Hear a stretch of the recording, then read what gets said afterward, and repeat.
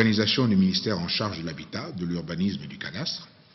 la création de l'Agence nationale de l'urbanisme, des travaux topographiques et du cadastre,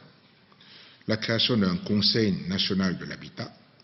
la réorganisation des brigades spéciales d'urbanisme et de la construction, la mise en place des plans d'urbanisme de détail dans les zones d'extension des villes appelées Smart Code. Mesdames et messieurs, face à un déficit de près de 200 000 logements dans notre pays, j'attends des solutions concrètes, au-delà de l'état des lieux indispensable, certes, mais insuffisant. Au-delà des grands principes, j'attends que, de manière concrète, des mesures soient prises et des actions posées pour résorber les différents déficits relevés dans le domaine de l'habitat.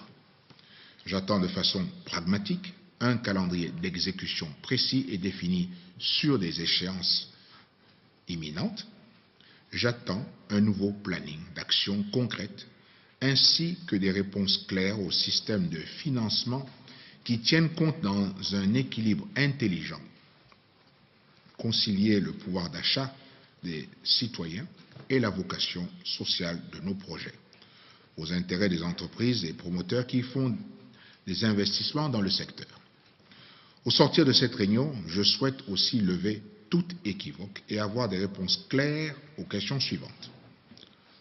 Comment vider la multitude de contentieux créés par nos propres travers, par un manque de vigilance ou un manque de suivi? Comment, quand et avec quel mécanisme financier accélérer l'aménagement des différents sites et terrains en restant dans des chiffres raisonnables et en adéquation avec la part que les VRD occupent dans tout pays, fût-il humide et forestier? Quelles solutions concrètes pour utiliser nos matériaux locaux en collaboration avec nos PME-PMI, en jouant au mieux sur la rentabilité des facteurs de production et éviter les tarifs à géométrie variable et dans lesquels le transport coûte plus cher que les matériaux transportés ou